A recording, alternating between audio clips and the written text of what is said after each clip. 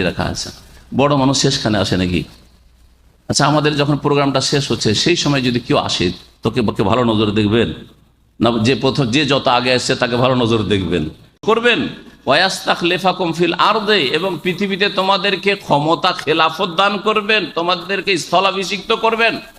ফায়ানজুরা কাইফা তা'মালুন, এবং তিনি দেখবেন, ইয়ানজুরা তিনি দেখবেন যে কি করছো তোমরা।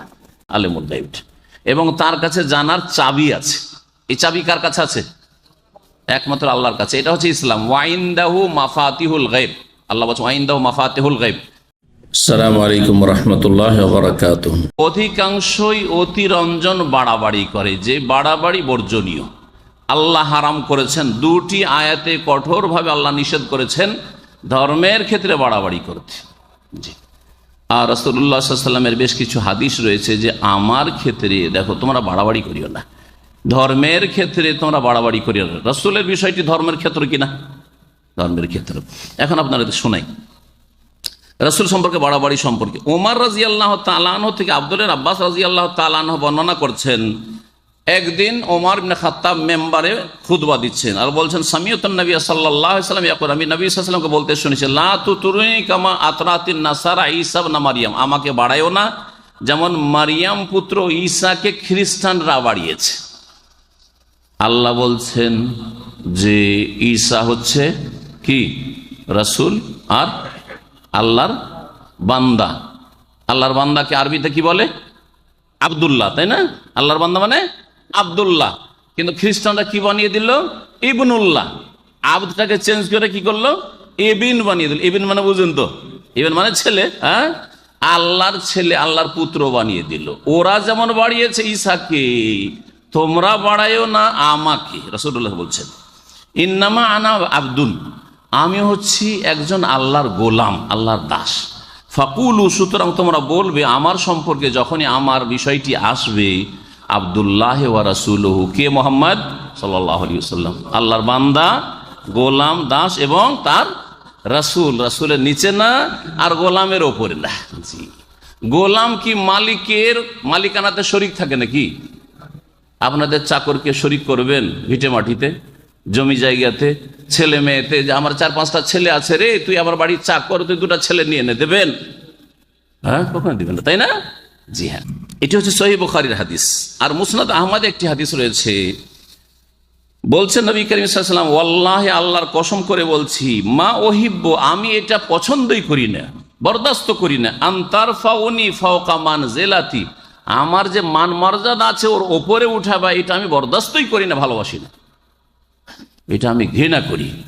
আল্লাতী আনজালানি আল্লাহু আযজা ওয়া জাল, যেখানে আল্লাহ আমাকে নামিয়েছেন, যেখানে আল্লাহ আমাকে রেখেছেন, ওর ওপরে নিয়ে যাবে, এটা আমি বরদাস্ত করি না। কারণ মুসলিমদের থেকে আশঙ্কা কিসের? বাড়াবাড়ির আশঙ্কা বেশি। যারা মুসলিম, রসুলকে মানে, তাদের থেকে সম্ভাবনা যে অতি ভক্তি করতে গিয়ে বেশি বাড়িয়ে দিতে পারে।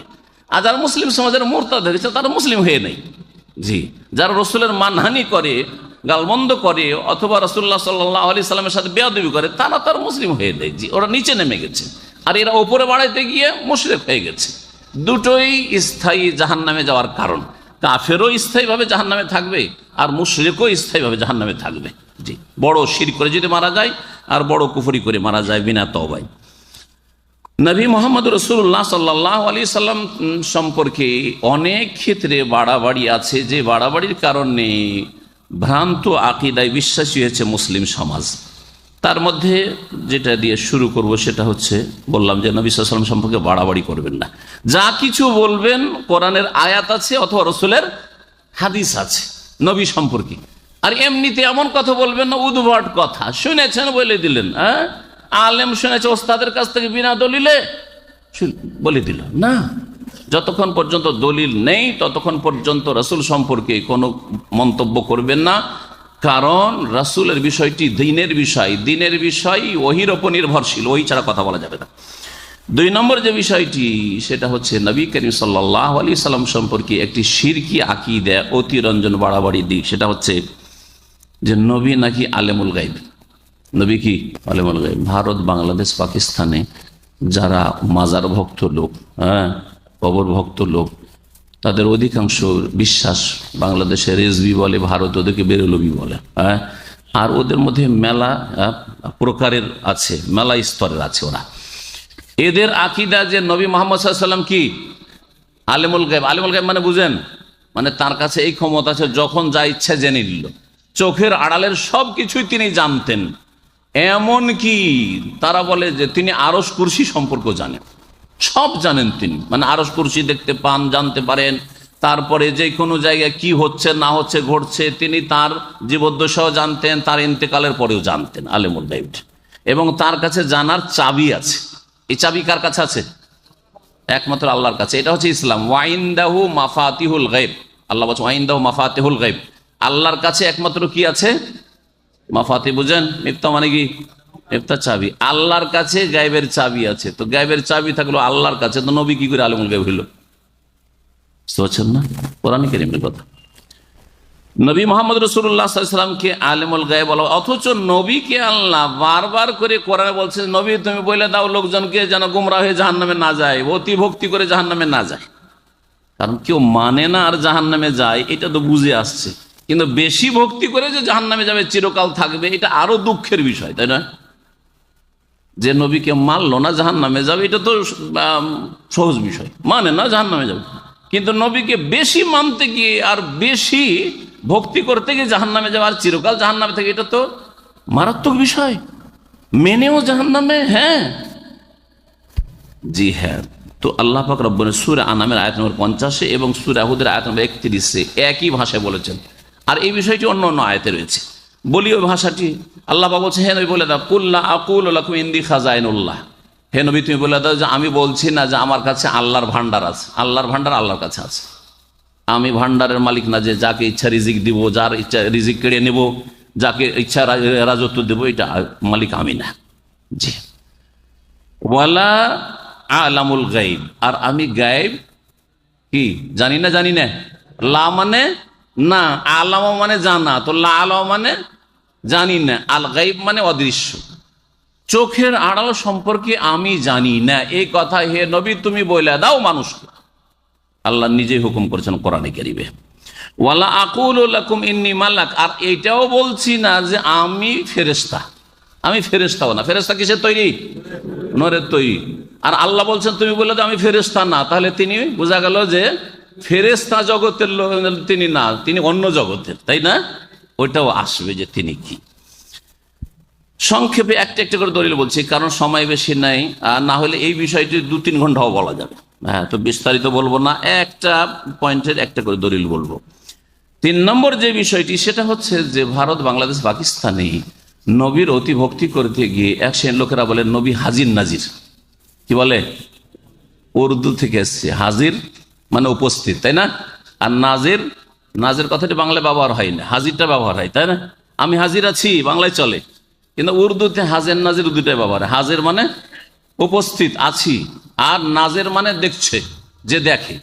তো নবী নাকি সব জায়গায় হাজির, আর নবী নাকি সব কিছুই দেখছেন। নবী সব জায়গায় হাজির, আর নবী সব জায়গায় দেখছেন। নবী সব জায়গায় হাজির আর সব কিছু দেখছেন, এটা যদি বলেন, তো আল্লাহ আর নবীতে পার্থক্য কি থাকলো? পার্থক্য থাকলো না? আল্লাহর গুণ দিয়ে দিলেন।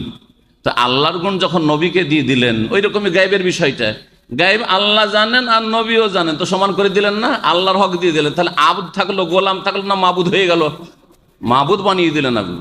ঠিক তেমনি আল্লাহ হাজির, তার জ্ঞানের দিক থেকে আর আরো বিভিন্ন দিক থেকে, পরিবেষ্টনের দিক থেকে, ক্ষমতার দিক থেকে সব জায়গায় হাজির। কিন্তু সত্তাগত জাতের দিক থেকে আল্লাহ রাব্বুল আলামিন তার আরশে আজিমে, সমস্ত সৃষ্টির ঊর্ধ্বে, আসমানের ঊর্ধ্বে। এটা হচ্ছে সহিহ আকীদা আল্লাহ সম্পর্কে, গত মাসে বলেছি। তো আল্লাহকে হাজির বলতে পারবেন, কিন্তু বলবেন যে আল্লাহ সর্বত্র বিরাজমান, এটা গুমরাহি। আল্লাহ কি বলবেন? জ্ঞানের দিক থেকে, মানে আল্লাহ আমাদের সব খবর রাখেন, যেখানে লুকাই না কেন আল্লাহ খবর রাখেন না, রাখেন না? তো জ্ঞানের দিক থেকে আল্লাহ হাজির। ক্ষমতার দিক থেকে যেখানে পারলেন না, আল্লাহ ধরতে পারবেন না, পারবেন না? তো ক্ষমতার দিক থেকে হাজির। ঘেরার দিক থেকে, পরিবেষ্টনের দিক থেকে যেখানে পালান আল্লাহ পরিবেষ্টন করে, হ্যাঁ, কবরে নামাইতে পারবেন, তো আল্লাহ সবকে ঘিরে আছেন, এই দিক থেকেও আল্লাহ হাজির, তাই না? আর নাজির মানে হ্যাঁ, দ্রষ্টা, যিনি দেখছেন। তো কি আল্লাহ দেখছেন না? আল্লাহ আমাদের দেখেন না? যেখানেই লুকান না কেন, দেখছেন না? দেখছেন না? এটা কার গুণ? আল্লাহর গুণ। নবীকে যদি বলে নাজির, নবীও সবকিছু দেখছেন। তার নবীকে আবদ গোলাম রাখলেন না মাবুদ বানিয়ে দিলেন? মাবুদ বানিয়ে দিলেন। তাহলে কি হয়ে গেল? মুশরিক হয়ে গেল। যারা এইসব আকীদা রাখে তারা কি হয়ে গেল? মুশরিক হয়ে গেল। ভালো করে শুনুন। এই মর্মে কোরআনে কারিমে আছে, রসুলের হাদিস তো আছেই, কিন্তু কোরআনে কারিমে রয়েছে যে হাজির নাজির নবী না, বরং হাজির নাজির একমাত্র আল্লাহ রাব্বুল আলামিন। ওই ব্যাখ্যায় যেই ব্যাখ্যাটি বললাম, মুসা আলাইহিস সালামকে, মুসার জাতি যখন ফেরাউনের চরম জুলম অত্যাচার চলছিল, তখন বললেন উযিনা মিন ক্বাবলি আন তাতিয়ানা, হে মুসা আপনার আসার আগেও বড় আমাদের উপর জুলম অত্যাচার হইল, অমিন বাদে মা জিতানার, আপনি আসার পরেও আমাদের জুলম অত্যাচার দূর হচ্ছে না। তখন মুসা আলাইহিস সালাম জাতিকে সান্ত্বনা দিয়েছে, আসা রব্বকুম আন ইউহলিকা আদুওয়াকুম, সম্ভবত আল্লাহ পাক শীঘ্রই তোমাদের দুশমনকে ধ্বংস করবেন, ওয়াস্তাখলিফাকুম ফিল আরদে, এবং পৃথিবীতে তোমাদেরকে ক্ষমতা খেলাফত দান করবেন, তোমাদেরকে স্থলাভিষিক্ত করবেন। ফায়ানজুরা কাইফা তা'মালুন, এবং তিনি দেখবেন, ইয়ানজুরা তিনি দেখবেন যে কি করছো তোমরা। কে দেখবেন? আল্লাহ দেখবেন বলা হয়েছে, রসুল দেখার কথা কোথাও বলা হয়নি। তো কোরআনে কারিমে এই আয়াত আপনাদেরকে বললাম যে হ্যাঁ, সূরা আরাফ আয়াত নম্বর 129। আর নবী যে সব জায়গায় দেখেন না, সব জায়গায় হাজির হন না, এই মর্মে শুনেন। আল্লাহ বলছেন যখন মারিয়াম আলাইহিস সালামকে কে দেখাশোনা করবে এই নিয়ে সবাই বলে আমি মারিয়ামকে রাখবো, আমি মারিয়ামকে বাড়িতে রাখবো, তখন আল্লাহ কি করেছিলেন? কোরা করতে বলেছেন, যেটাকে লটারি বলা হয়, যে কার ভাগে আসে। এই যে লটারিতে আপনারা যে প্রাইজ পাবেন, ঠিক ওই রকমই কার ভাগে আসে দেখা যাক। মারিয়াম ওর দেখাশোনা, বাইতুল মুকাদ্দাসের দেখাশোনা করবে, খেদমত করবে। ও তো কার বাড়িতে থাকে, কার বাড়ি লজিং পায় বা কে তার দেখাশোনা করে। আল্লাহ চাইছিলেন যে তার খালু জাকারিয়া আলাইহিস সালামের বাড়িতে লালিত পালিত হোক, কিন্তু অন্যরাও চাইছিল। আল্লাহ পাক এই বিষয়ে বলছেন যালিকা মিন আম্বাইল গায়ব নূহিহি ইলাইক, এগুলি হচ্ছে গায়বের খবর যা হে নবী তোমাকে আমি ওহী করেছি। ওমা কুনতা লাদাইহিম ইয ইউলকুনা আকলামাহুম, তুমি ওখানে ছিলে না। তুমি ওখানে ছিলে না মানে উপস্থিত না অনুপস্থিত, হাজির না গায়েব? এবার বুঝতে পারছেন না? হে নবী তুমি ওইখানে ছিলে না যখন ইয ইউলকুনা আকলাম, যখন কলম দ্বারা তারা কি করছিল? কোরা করছিল, লটারি করছিল। তাহলে নবী ওখানে হাজির না গায়েব? তাহলে নবীকে হাজির বলা কোরআন বিরোধী না? আর আয়াত বিরোধী আকীদা রাখলে মুসলিম থাকে, ওইদিকে গেল, কুফরিও হচ্ছে, আর ও বাড়াই থেকে নবীকে বাড়াই থেকে শিরক হচ্ছে। আরো শুনেন ইউসুফ আলাইহিস সালামের কথা। এই ছিল সূরা আলে ইমরান আয়াত নম্বর 44। ইউসুফ আলাইহিস সালামের ঘটনা শুনেন। ইউসুফ আলাইহিস সালামের সৎ ভাইয়েরা ষড়যন্ত্র করেছিল, এটা তো জানা আছে তাই না? যখন ষড়যন্ত্র করে তাকে নিয়ে গেল যে আমরা নিয়ে যাব, খেলাধুলা করব, ছোট ভাইকে আদর করব, নিয়ে গিয়ে বললো যে বাঘে খেয়ে নিয়েছে, কিন্তু বাঘে খায়নি। কি করেছিল? কুয়াতে ফেলে দিয়েছিল। আল্লাহ বলছেন যখন ওরা এই চক্রান্ত করে কুয়াতে ফেলে, হে নবী ওখানে তুমি ছিলে না, ওখানে হাজির ছিলে না, তুমি গায়েব ছিলে। এই আয়াতটা শুনেন। আল্লাহ পাক বলছেন যে যালিকা মিন আম্বাইল গায়বি নূহি ইলাইকা ওয়া মা কুনতা লাদাইহিম ইয আজমাউ আমরাহুম ওয়া হুম ইয়ামকুরুন, এগুলি হচ্ছে গায়েবের খবর, তোমাকে জানিয়েছে। না হলে ইউসুফের কাহিনী কি করে বা জানতে নবী? তোমাকে ওহী করেছি, তুমি সেখানে ছিলে না। ইয আজমাউ আমরাহুম, যখন তারা ষড়যন্ত্র করেছিল, যখন তারা ঐক্যবদ্ধ হয়েছিল, ওয়া হুম ইয়ামকুরুন, ষড়যন্ত্র করার জন্য ছলচাতুরি করে তারা কি করেছিল? ভাইকে নিয়ে গিয়ে, বাপের কাছ থেকে নিয়ে গিয়ে এইরকম করেছিল। সেখানে নবী ছিলেন না গায়েব ছিলেন? গায়েব। তো নবী হাজির না গায়েব? কোরআন বলছে নবী হাজির না। তাহলে নবী হাজির নাজির কি করে হইল? হ্যাঁ বলেছেন নবী হাজির। আচ্ছা, নবীকে যারা হাজির নাজির, মজার কথা শুনবেন, ওরা যেহেতু কোরআন এবং হাদিসের কথা বিশ্বাস করে না, মন গড়া কথা বিশ্বাস করে, একই জাতি একই বদাকিদার লোক দুই রকম কথা বলে। কিছু আছে তারা বলে মিলাদ মহফিলে নবী তশরিফ নিয়ে আসেন, তাদের ভাষা বলছি। তারা কি বলেন? যখন নবীর মিলাদ মহফিল হয় তখন নবী তশরিফ নিয়ে আসেন। তার মানে সব সময় হাজির হন না, যখন মিলাদ হয় তখন তশরিফ নিয়ে আসেন। সেজন্য একটা চেয়ার রাখা, চেয়ার খালি রাখি।